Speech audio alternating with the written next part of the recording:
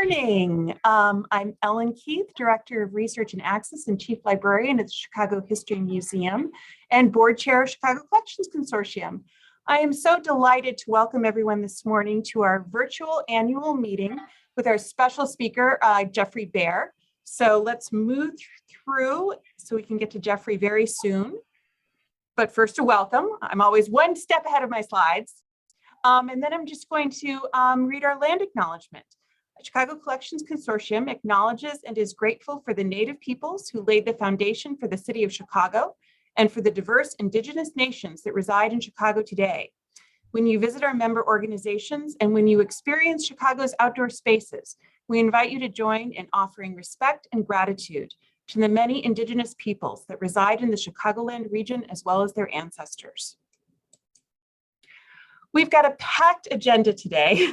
So after Jeffrey Bear, we'll have some acknowledgements, we'll have some recognitions, a moment of remembrance, election of directors, our year in review, explore what's next, our strategic plan, a brief call for participation, which I really think will be email us questions, and then adjournment. This always goes so quickly. So yay, I'm happy to turn it over to Jeffrey Bear. I'm going to stop screen sharing and Jeffrey's going to share his screen. All right, and can you hear me? Am I there? Okay, great. Hello, everybody. It's just wonderful to be part of this great event. So I'm just going to get right to it. I'm a producer and program host at WTTW. I've been there for 34 years. I make programs about Chicago architecture and history, and we use archival resources so much in our work at WTTW. So I'm for those of you who are unfamiliar with my work or what I do, I'm going to start with a clip just to show you a sample of the work that I do and also how we use archival resources in our work. So this is a clip from a show we made a few years ago, 2017, which was essentially kind of the river tour, but on TV. And so let me just pull up this clip. It's going to take me a moment. There it is. So in this clip, I am in the Chicago Sanitary and Ship Canal on a tugboat, which is way down on the southwest side of Chicago, and that's about a 3-minute clip. So here we go. You'll see plenty of barges and tugs on this canal, but the waterway was built for an even more important reason: to save the population of Chicago from the ravages of typhoid and cholera. How? Well, it reversed the flow of the Chicago River. Before this canal was built, the Chicago River carried the city's sewage out into Lake Michigan. The lake was the source of our drinking water back then, just as it is today. So as the booming city grew, there were more and more outbreaks of waterborne diseases. Yuck. By the 1890s, the city said, enough is enough. The newly formed Chicago Sanitary District began digging this massive new canal across the Continental Divide river to make it lower than the lake. This would cause the lake to flow into the river, reversing it and sending our wastewater down the Mississippi. A taste of Chicago. Of course, that didn't sit very well with towns downstream, like St. Louis. As the canal neared completion, the trustees worried Missouri would file an injunction to prevent it from opening. So without any fanfare or ceremony, on the morning of January 2nd, 1900, they gathered to break open the temporary dam in Kedzie Avenue. The dam was frozen solid, and after even dynamite failed to breach it, the trustees themselves attacked it with their ceremonial shovels until, quote, perspiration streamed down their brows, in the words of one reporter. Finally, a trickle of water started flowing into the new canal. Once it started, the trustees reasoned no court would stop it. The American Society of Civil Engineers named the river reversal one of the 7 engineering wonders of the U.S. And by the way, the US Supreme Court eventually decided in Chicago's favor. Okay, so that's just a little sampling. Let me stop share here. That's just a little sampling of the kind of work that I've been doing for many, many years at WTTW. And I hope you were all able to hear that. As this shows, archival photos, I'm sure you could tell, are a huge part of what we do. After all, this is TV, not radio. So if it's going to be engaging to the audience, it has to have great pictures. And this is actually the third time that we've made this program. The first one we made was in 1995. And that was, in fact, my very first program that I hosted on WTTW. And it was inspired by my volunteer work as a river tour docent or tour guide with the Chicago Architecture Foundation, now the Chicago Architecture Center. And side note, I am still a docent. And then in 2005, we remade this show because so much had changed along the river that we couldn't rerun the show anymore. It was obsolete. And then again, in 2017, same thing. So much had changed along the river. We had to remake the show for a second time. And this was much more ambitious. We explored every stretch of the river from the farthest northern reaches where the river rises in wetlands on the North Shore, where we filmed me paddling in a canoe, down the North Branch to the famous downtown branches of the river, and we filmed that in a very nice vintage wooden yacht and a kayak, and also on Chicago's First Lady, the tour boat. And then we filmed all the way down on the Chicago Industrial and Ship Canal, as you just saw, in a working tugboat. So nowadays, we don't just make TV shows. All of our shows have immersive companion websites. And these too are loaded with archival imagery. So I'm going to share my screen again. Let me see. I hope I'm going to be able to do this.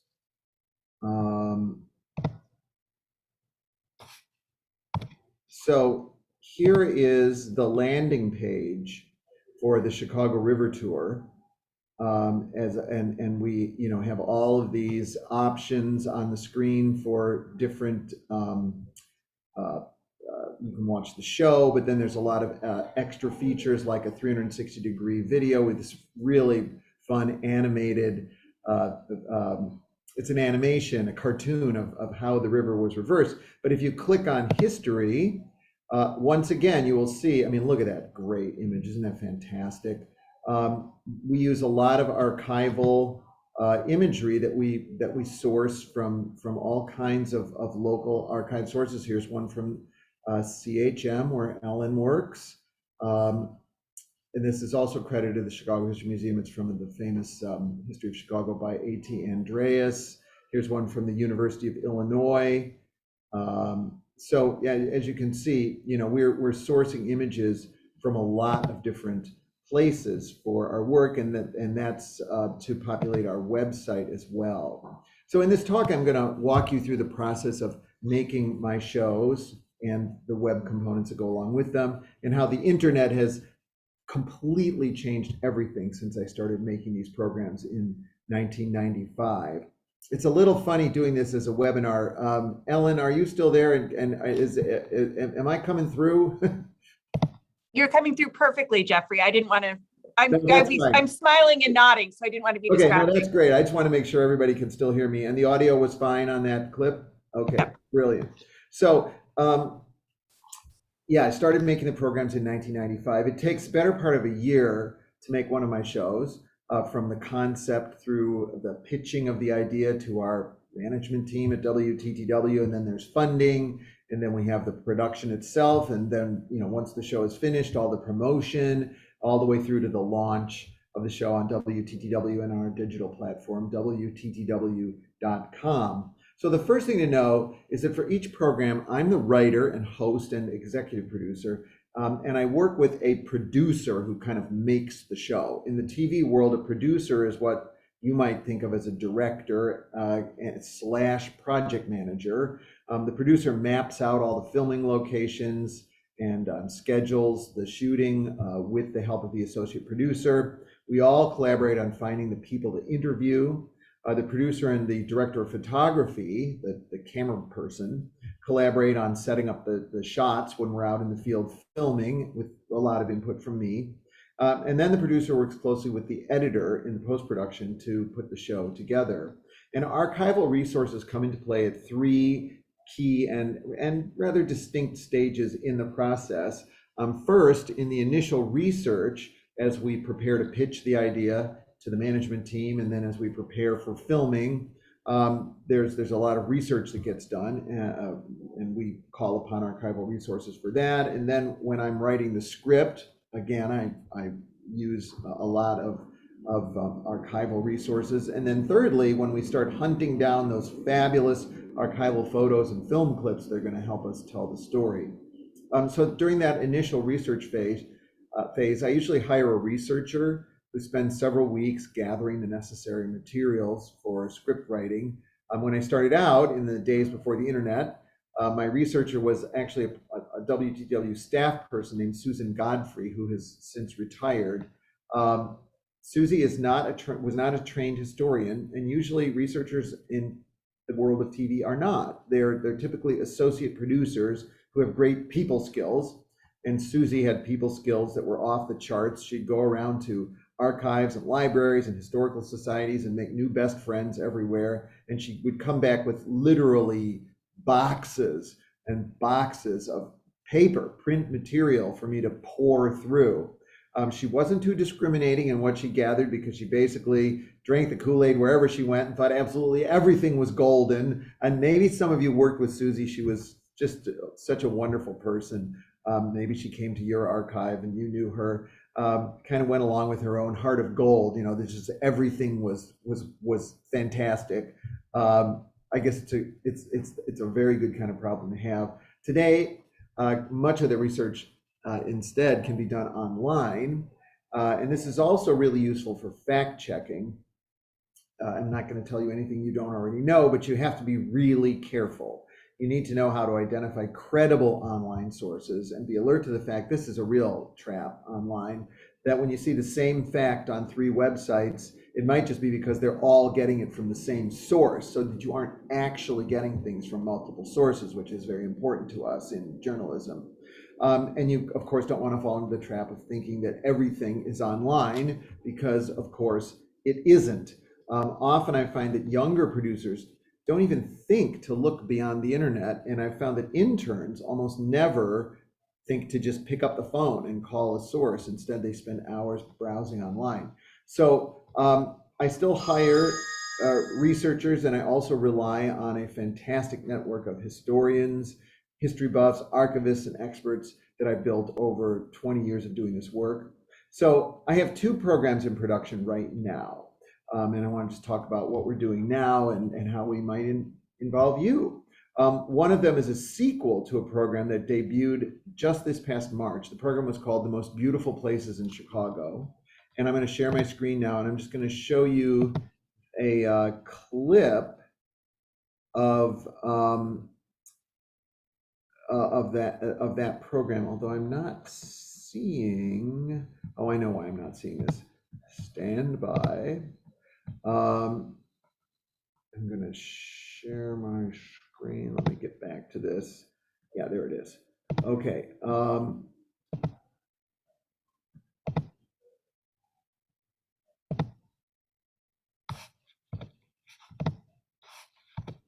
Here we go. So this is our program. This is just the very beginning of our program, The Most Beautiful Places in Chicago. And let's start that.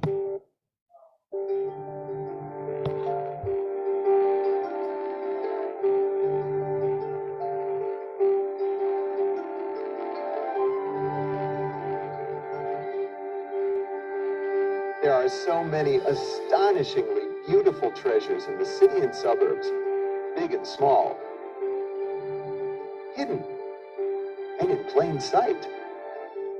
I'm Jeffrey Baer. In this program, people from all over the city and suburbs take me to the places they find most breathtaking. They share the stories of these places and why they're so meaningful. And I'll add to the list with some of my own favorites, discovered over a quarter century of exploring Chicago. You'll see breathtaking vistas and divine details, finely crafted masterpieces, and flights of fancy, castles for commerce, and sacred spaces. Woven together, it's a tapestry that represents the rich diversity of Chicago. Join me as we explore the most beautiful places in Chicago. Look at that killer drone shot. That I worked with really the best director of photography I've ever worked with in my career, Oral User on that project. And oh my goodness, I'm so excited. He's working on the next one. So we are doing a sequel right now to that program. It's already been filmed, and actually the last day of filming is today. The crew is out doing the last day of filming on the sequel to the program I just showed you. And that's going to air around Thanksgiving of this year. And actually, I just realized I need to lead support that. Moment. And then I just started a new show, just going to production now, called Chicago Mysteries, and that's going to air in March of 2024.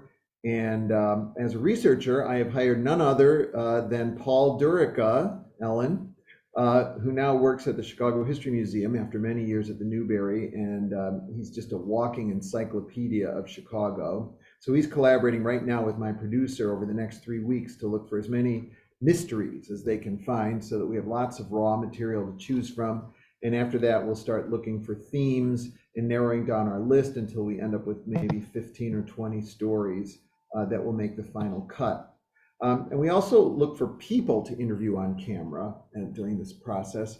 Often when we call sources for research, this is a little inside tip, we are secretly auditioning you to see if you are a good talker and storyteller and might be a good person to interview on camera. And once we know what we're going to include in a program, we make a pretty detailed outline to map out the filming. But we can't write the script before we film because much of that script is going to be quotes from the people who we film in interviews. So the scripting comes after we've done the filming. We usually shoot for 20 to 25 days, and then we have the interviews transcribed, and we take 5 or 6 weeks to write the script. And then it gets turned over to the editor, who usually has 11 weeks to put the show together. And during that post-production phase, when it's being edited, that's when the associate producer switches into their new role to hunt down archival images to support the script. And those needs are constantly evolving as the program takes shape in the editing room. So here's another clip to show you how we use archival materials. This is from a program I did actually quite a few years ago. I actually have aged a bit since then.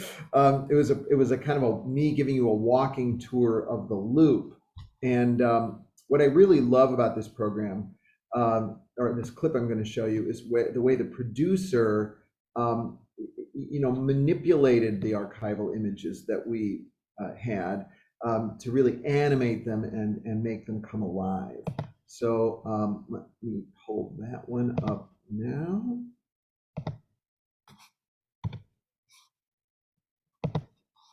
Here we go. I'm going to start at about 3 minutes. You might see some funders here. Bernstein and Gand family, Peter Kelleher II, John and Kathleen Buck, and by the following.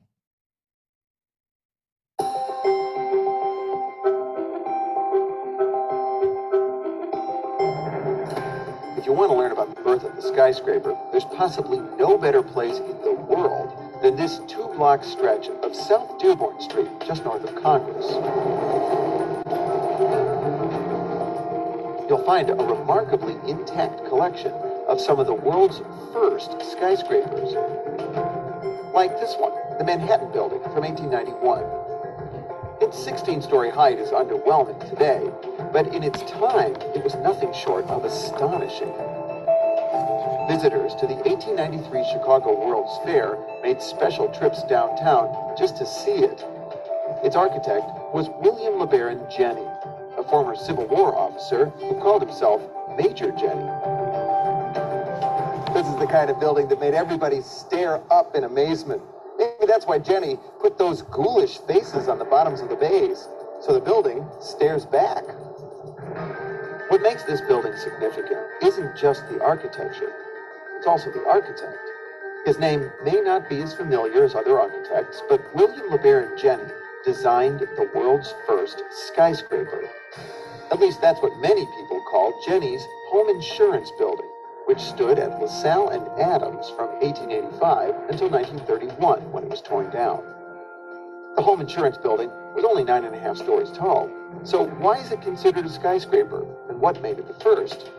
Well, before the home insurance building and the advent of skyscrapers, the basic way of constructing a building hadn't changed much since the Great Pyramids of Egypt. You stacked one stone or brick on top of another. The weight of each floor is held up by the thick stone walls. This is called a load-bearing building. It simply wasn't practical to build truly tall buildings using load-bearing walls, because as you built taller and taller, you had to make the walls thicker and thicker to support all the weight. Then came the home insurance building. It was the first building entirely supported not by its walls, but by an interior metal frame. The metal frame changed everything. The frame could be erected to previously unimaginable heights, with the thin walls serving only as a skin around the building to protect the occupants from the elements.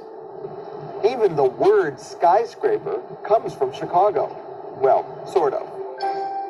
The Oxford English Dictionary tells us the term skyscraper was first used to describe the highest sail on old wooden ships. Later, it meant a high-standing horse, a tall man, a tall hat or bonnet, and a tall tail. But it was first applied to buildings in an 1888 article in the Chicago Inter-Ocean. The skyscrapers of Chicago outrival anything of their kind in the world. Okay, I just love showing that clip. Whoops. Let me get back to where I can see all of you. Hold on a second. I just love showing that clip in speeches that I give. I mean, it is like a master class in how to weave together all of the elements that we weave together. I mean, and I can say that because all I did was write the script. The producer, the art department, the composer, the editor really put that whole thing together. And if you really break it apart, you know, there's the music works beautifully, the sound effects, the way the art department, you know, made the walls of the home insurance building disappear, and then the frame appears, and then they found that wonderful archival film of some old steel being hoisted up into a building, and it's just, you know, it's really taking these raw materials and just weaving them together, and I love showing that clip. Another aspect of my programs, because we are for a wide TV audience, we cannot be narrowcast, and that is to say, typically my shows take a deep dive, don't take a deep dive into one subject, but rather explore stories that will interest a wide audience across the entire Chicago region. So, for example, many people have asked me, you know, wow, why don't you do a story on Chicago's, a whole TV show, a whole hour on Chicago streetcars? And there would certainly be some folks who would be passionately interested in a show like that, including me. But it's way too narrow of a special interest for TV. That said, so instead I weave these stories into my programs. There might be, you know, stories about streetcars and film of streetcars, but you know, I'm not going to devote a whole hour-long program to streetcars. That being said, as we get more and more into digital content and social media, there's going to be a home for narrower subjects online. And but as always, it's a question of budget and resources. Are we going to devote our time and resources to doing that for a narrow audience, even online? I did a whole series of suburban tours at one point. I spent several years, and we did the north suburbs, northwest, west, southwest, south, and then the Fox River Valley. And I was very cognizant that, sure, I'm doing a show about the south suburbs of Chicago, but it's got to appeal to the whole region, right? So, every suburb has a first settler. And, every suburb, you ought to feature our settlers cabin. And, you don't care who the settler of Morton Grove was unless you live in Morton Grove. But there are 3 great stories in Morton Grove that would interest everybody, right? So that's kind of my litmus test, even for a program that's about a narrower subject, is what's going to be interesting to the broad audience. All right, so as much as I lament the way the internet has changed things, I mean, I remember card catalogs, love those and the Reader's Guide to Periodical Literature. What a nightmare that was, trying to sort through that. I don't want to sound like a Luddite or a dinosaur. The internet has also certainly changed things for the better, and a great example of that is the Chicago Collections Consortium. I wish I'd known about it sooner. My mind was just blown when I started browsing the collections there. And here's a great example. So for this sequel that I told you about, to the Most Beautiful Places in Chicago, the one we're working on right now, one of the things in that show, one of the stories I'm going to tell, is of Millennium Park. And I want to show that for more than a century, the site of the present day park was an ugly railroad yard right on Chicago's beautiful lakefront. So I'm going to screen share here. Hold on.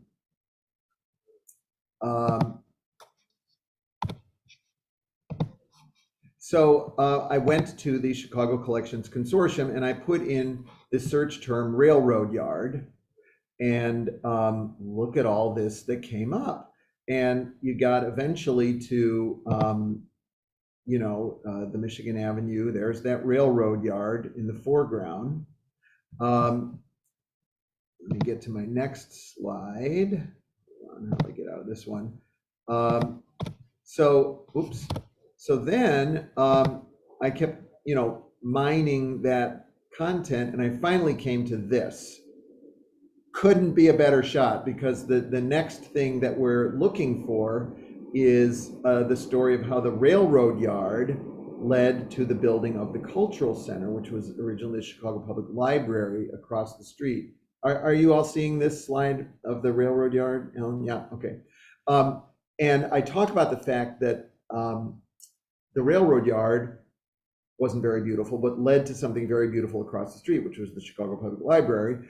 And we go and we show that the interior of the public library is encrusted with all these Tiffany mosaics. Why did they choose mosaics? Well, because the railroad yard was right across the street, and it was belching soot into the air from the steam engines, which was settling on the inside of the library. And they realized that mosaics would be the easiest kind of ornament to clean inside the library. And so that is one of the reasons that mosaics were chosen. And this image, we might animate it when we show it, like we might do a tilt up like this and reveal the Cultural Center, and then dissolve through to a modern day shot of the Cultural Center, and then go inside. So it was just kind of a wonderful discovery. And by the way, I'm sure someone who's out there is part of that UIC archive. And so if that does end up making it into the show, of course, we will be approaching the folks at UIC archive and about licensing the image. Of course, we always license the images that we use. Interestingly, it took some playing around with search terms when I was trying to find those images. First, I just tried Lakefront Railroad Yard. That only got 1 hit. I tried Millennium Park and mostly just got images of the park under construction. So that's another reason why you want an associate producer or archivist who has a real skill in how to search an archive, what search terms to use. There could be gold in there, but you're just looking in the wrong place. And AI just can't do it, at least not yet.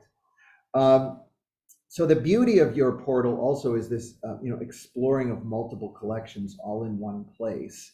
Historically, our researchers have had to put in a lot of shoe leather searching individual archives.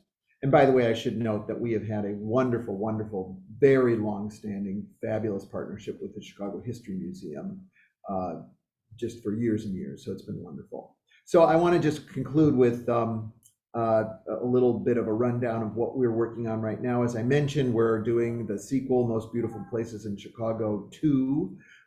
We're also doing this show, Chicago Mysteries. And so I want to put this out there. This could be everything from, what happened to the candy heiress Helen Brock, who disappeared. Why is there a tomb, the couch tomb in Lincoln Park? And is there anyone really entombed in there? Why are the streets on the south side numbers and the streets on the north side have names? We're tentatively thinking of structuring it in 3 acts, maybe mysterious places, like, supposed speakeasies or haunted sites, mysterious people like mobsters or hucksters, mysterious things like that blob in front of the Chicago History Museum, which we will reveal is the front of a hardware store that melted in the Chicago fire. And we would love to hear, we would love to hear from you. So if you know of wonderful Chicago mysteries, please get in touch with Ellen or in touch with Jean from the CCC and Chicago Collections Consortium, and they can forward your suggestions to me, because we are really out there looking right now.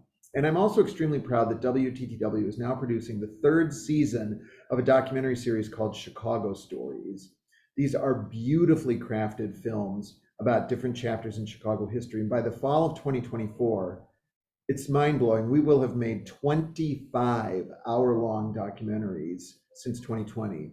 So just since the start of the pandemic, I don't think there's another PBS station in the country that could produce so many local documentaries each year at this level of quality. Some of them have national relevance and have also been released on American Public Television, a national public media distributor, and rebranded as American Stories.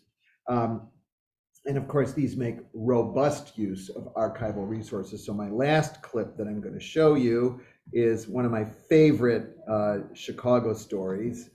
This is just the opening few seconds of this program.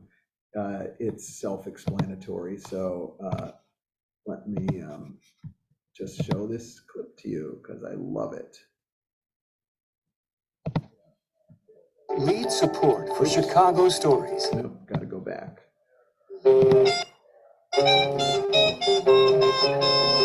Coming up.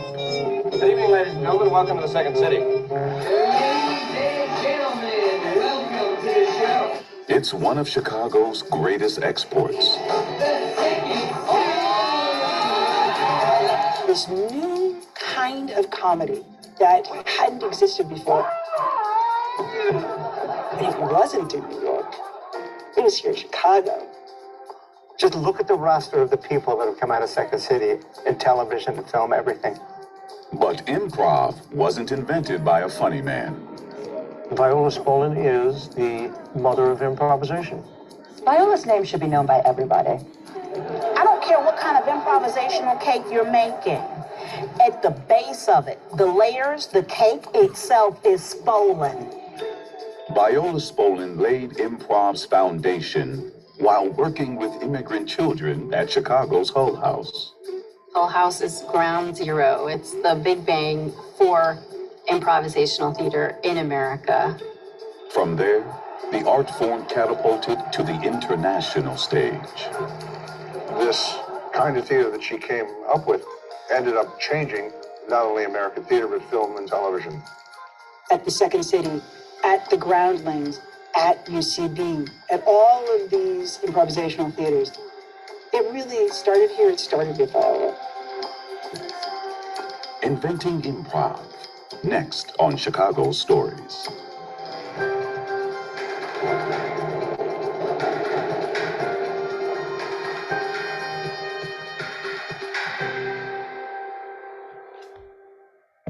Okay,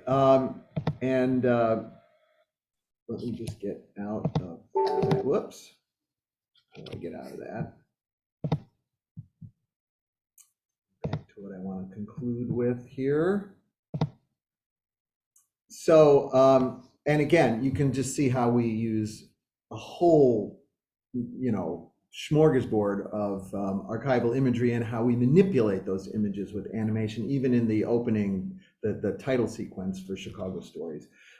Season 1 of Chicago Stories, we had films about this great fire, the Ida B. Wells, the birth of gospel music, the Union Stockyards, the Real Madmen of Chicago, the advertising agencies, the Iroquois Theater Fire of 1903, Jane Burns. Season 2, reversal, which is going to be coming in the fall, is the reversal of the Chicago River, the rise and fall of Chicago's mail-order giants, Sears and Montgomery Wards, Mayor Richard J. Daley and Urban Renewal, a film called The Boss and the Bulldozer, the late AIDS activist Danny Sotomayor, Jane Addams, George Pullman, and more. And then we're just starting production now on season 3, which will air in the fall of 2024. And that features house music, the tragic Our Lady of the Angels fire of 1958, teenage murderers Leopold and Loeb, who tried to commit the perfect crime in 1924, Chicago's history as the America's candy manufacturing capital, the West Side riots of 1968, We're Doing the Mob, Al Capone, the history of Chicago's amusement parks, and I believe a documentary about a Latino gang called the Young Lords, who became a political force in Chicago, Puerto Rican. I'm not directly involved in producing the series, but I've made sure that the executive producer knows all about Chicago Collections Consortium, and she is passing that information along to the small army of producers and associate producers who are working on what I just think is a really amazing series. And I'm just so proud of my employer, WTTW, for doing that. So I think I've exceeded my allotted time. I'm actually in the West Loop right now because I've got to go out the door here and attend an event for Looking Glass Theater where I'm a board member, or emeritus board member. It's a luncheon with Stephen Colbert. So I hope I get a selfie with Stephen Colbert here after this. So I'm going to have to leave this pretty quickly, but that's the end of my talk. Jeffrey, thank you so much. Do we have time for 2 quick questions in our Q&A? Sure. Now, I'm not seeing them. Do you? That's okay. I will, and I'll read them because I like to talk to you. Sure. Do you have a professional drone pilot? We've got 2 situations. One, for 2 programs we did that were shot entirely with a drone, called Chicago from the Air and Beyond Chicago from the Air. We worked with an amazing drone company called Flying Badger that's out of Chicago. But for beautiful Chicago, actually, our director of photography, Oral Usair, always brings his drone with him. And he gets that thing out of the suitcase and up in the air so fast. And he's a brilliant drone photographer. Oh, great. And then second question, we're always interested in how to help improve the keywords and tags in our records to improve search results for researchers. What are some additions that you think would be most helpful? For instance, possibly retroactively adding Millennium Park to the Grant Park Railroad images. And thank you so much for the wonderful talk. Oh, well, you're more than welcome. And I'm not an expert in that. I'm in how you come up with keywords, but I think the question is so dead on. Because as I said, you can be searching and the material's there, but you're just not putting the right keywords in. But beyond that, it was really funny because we searched, so for example, for that railroad yard, we searched rail yard, which is one word, and nothing, and I can't remember which one it was. Rail yard, boom, a bunch of things came up. Railroad space yard, not so much. And I would say one thing, and I don't know how this works in your world of keywords, but a lot of times, if I searched like railroad space yard, I would get everything that also had the word yard in it, like front yard, stock yard, things I'm not looking for at all. And I know, I think maybe some places if you put like railroad and yard, so it has to have both, things like that. But I find that, or so for example, Millennium Park, if you put in Millennium space Park, you get every park in Chicago, Grant Park, Forest Park, Highland Park. I don't know how that works in your world, but that's a trap we often fall into. So if there's any way to kind of make it clear how to do that, maybe it's like a plus sign, like Millennium Plus Park. I don't know how it works, but that is a trap that I find a lot. Thank you so much. And it was so interesting hearing all the topics for Chicago Stories. I know we have seen WTTW researchers for Montgomery Ward. Oh, good. Yeah, that's a great one. Yeah. And I'll just finally share one question I got years ago here at CHM was a question about Al Capone, a perennial favorite. And the question was, I heard he kept very detailed records. Yeah, good luck. I mean, Yeah. maybe he did. I don't think he wanted a lot of people looking at his detailed records. One of the things I love doing in my work is debunking urban myths. Mm-hmm. If I had a nickel for every building in Chicago that had a tunnel under it that Al Capone used, I'd be a very wealthy person. So we're gonna get into some of that too. Excellent. All right, I am gonna have to go. Okay. I can't stay, but this has been a real honor to address your group. Thank you so much. For us as well. Thank you so much. Bye-bye. Bye.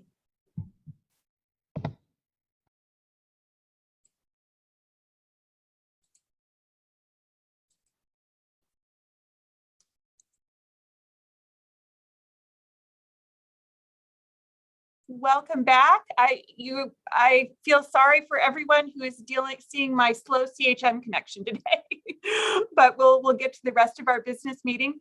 I first want to thank our governing members with a special shout out to two governing members who really help us. UIC, who helps us with our portal manager. It's a half-time position with UIC, half-time position with our with CCC, and then DePaul, which houses Jeannie Long. Both, we love our governing members, but those two, we could not do without you. So we are so grateful.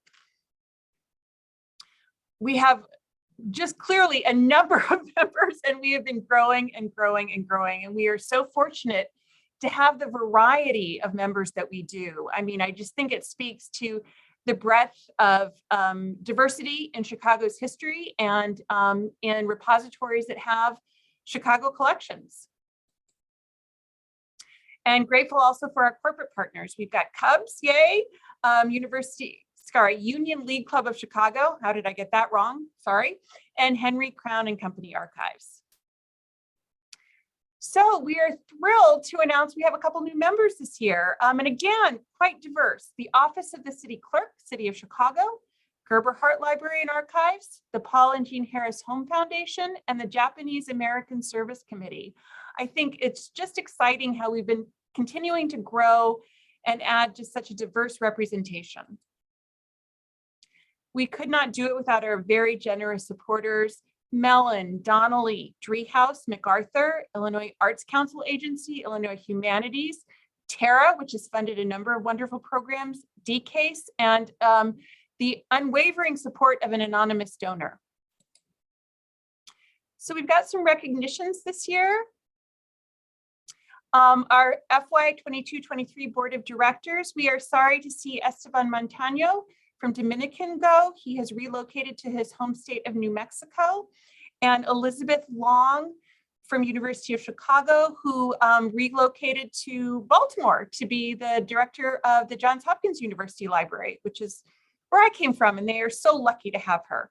But thank you to our board this year. Our committee chairs, we really could not do it without you. You can see all of them here. They do a fantastic job, whether it's a task force or a committee. We are so grateful to their service. We re-embarked on strategic planning this year, and we just got a wonderful group. We have Rachel Cole from Northwestern University, Greg Yao from Center for Research Libraries, and Alice Schreier from the Newberry Library. And they have done a fantastic job. At the annual meeting, we'll talk more about this next strategic plan. And we are sorry that Alexis Burson and Joellen Dickey are rotating off as co-chairs of the Cooperative Reference Network. They're happily going to stay on the committee. They have done a yeoman service in shepherding this committee. Kate Flynn, our portal manager from the very beginning, has been awesome. Kate is rotating off as portal manager to take a full-time position with UIC. We are so grateful then she will still be involved with CCC, staying with UIC. And just speaking personally, Kate has been a tremendous help to me in getting our material into the portal. And I know everyone else that she's worked with. And then we welcome Jessica Brodefrank. She is joining us June 26th. And although she's coming from LA, she has a previous affiliation. She had been at the Adler. So she's been at a CCC member institution. We're very excited to have Jessica join us. We just want to take a moment of silence just for anyone that we have lost on our staff this year. So thank you.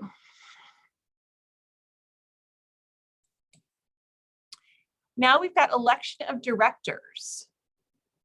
So we've got some new directors joining us. We have some of us who are hoping to stay on. And Jeannie, I am blanking for a moment. Are we doing this live? The voting members, our governing members, had been issued an email with the ballots. So thank you. Jeannie and I make a great team. I always need her. She's always right there at the answer. Okay, year in review. It was so exciting to have our second Making History Come Alive Through Words poetry contest.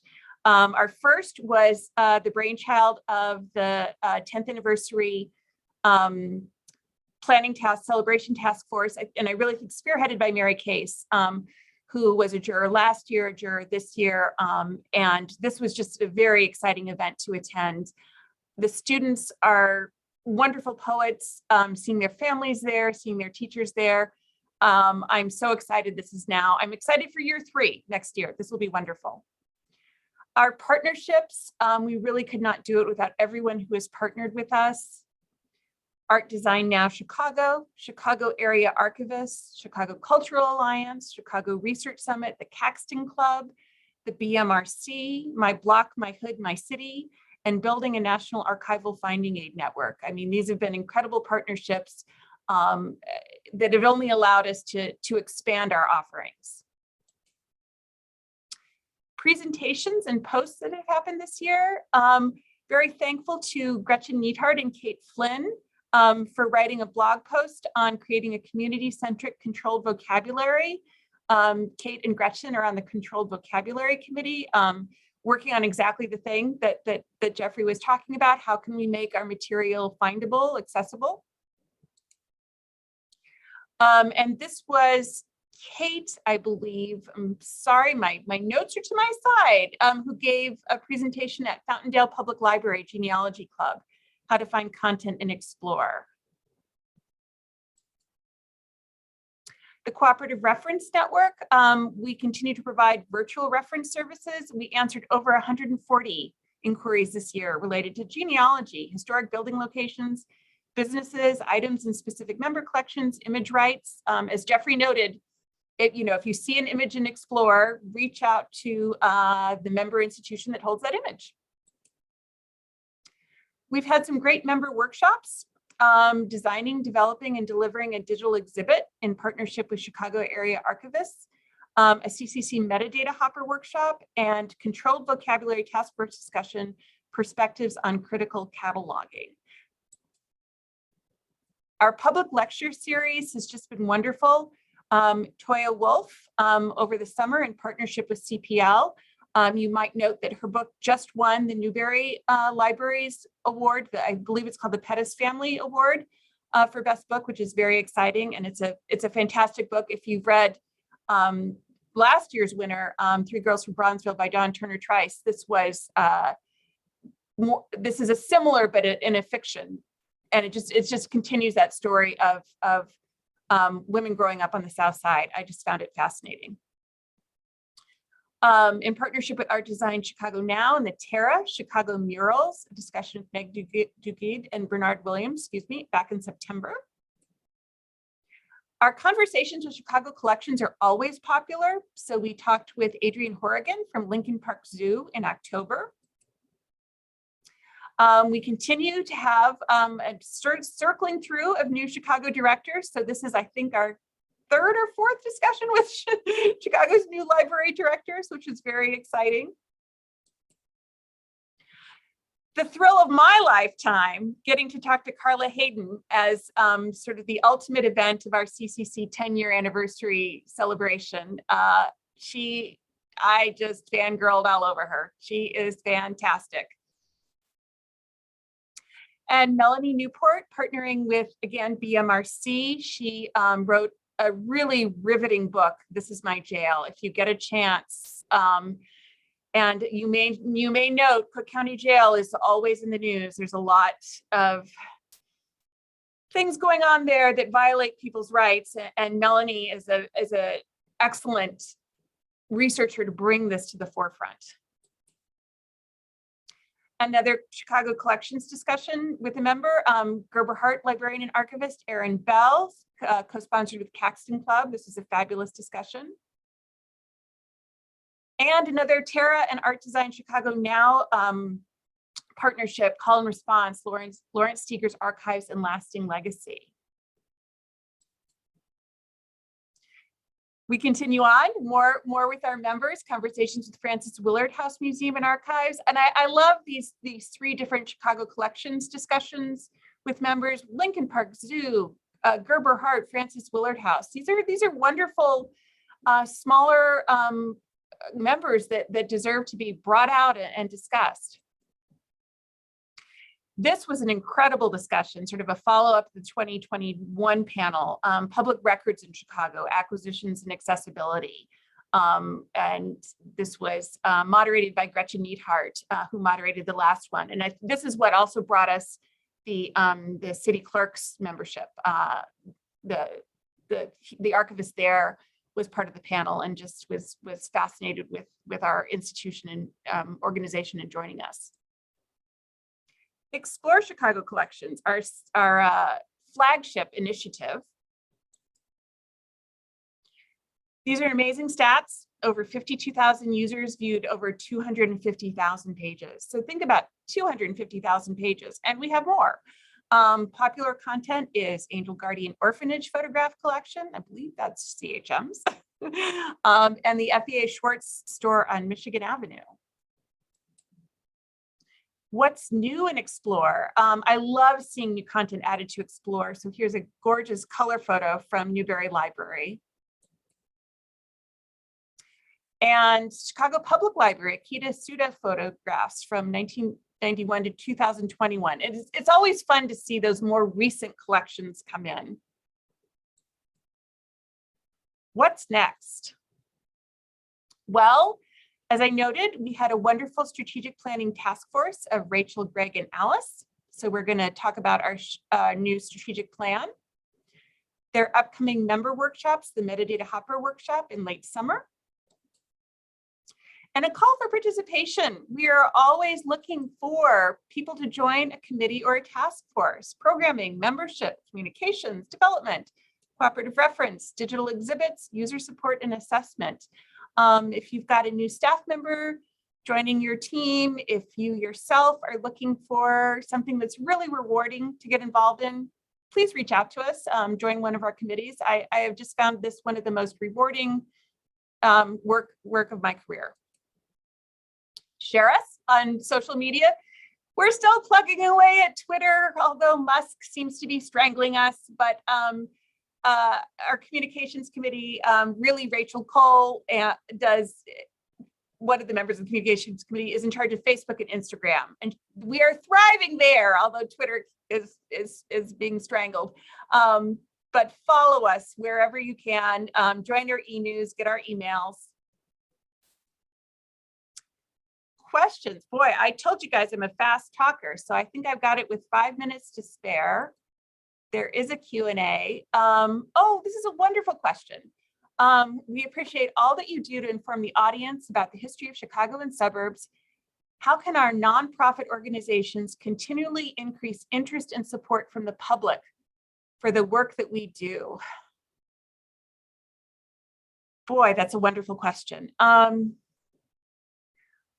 I think, I think the sharing helps. I mean, every little bit, whether you sign up on the email, follow us on social media, attend a program online. I think letting people know.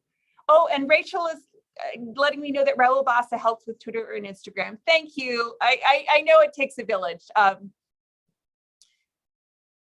So yes, going back to that other question, I think just getting us out there, if you're talking us up, we've now got the attention of Jeffrey Bear. How fantastic is that? I think it's everyone's enthusiasm and understanding that this is such a worthwhile thing to do. I mean, this is really, for those of us at member institutions who work in special collections, this has revolutionized the way we help our researchers. I truly believe that. And so anytime we can just get that out there and continue to say that, and I may sound like a broken record, I think that just keeps the ball rolling.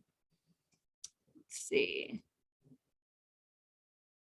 Can MA students not currently employed by a collecting institution join a committee? That's an excellent question. I will defer to Jeannie. We on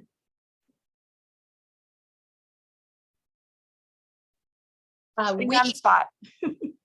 No, we work with, providing paid internships for MA students. So if the MA student is aligned with one of our member institutions, we would gladly welcome that conversation. Thanks, Jeannie. And yes, I've made it with, let's see, a couple minutes to spare, unless there are other questions. And I appreciate everyone going through my breakneck presentation towards the end, but it was so fascinating listening to Jeffrey. We wanted to hear his answers and see all of his things. Before we started the program, Jeannie and I were talking with him, and just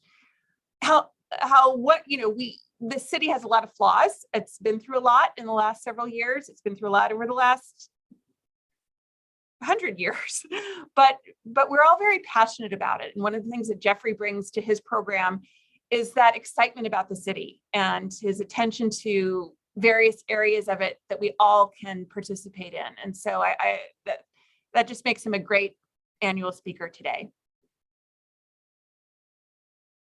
Well, I will say thank you all. And unless there's anything else, I think we can adjourn. Jeannie? Thank you. And I think we're all set. We'll post a recording of this on our website shortly. Oh, what was the public talk you mentioned right before the one about the Cook County Jail? I'm sorry, before I get out, let's see. Was it Carla Hayden? I think these were in chronological order.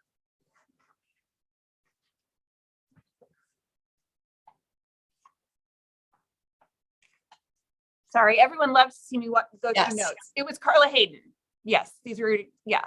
Oh, thank you, Cheryl. Yeah, and all posted and recorded on our website. Great. Yes, and Don Trice's book was so fabulous. Sorry, I could stay here all day talking to you all about Chicago history, but I will let everyone go. Thank you so much.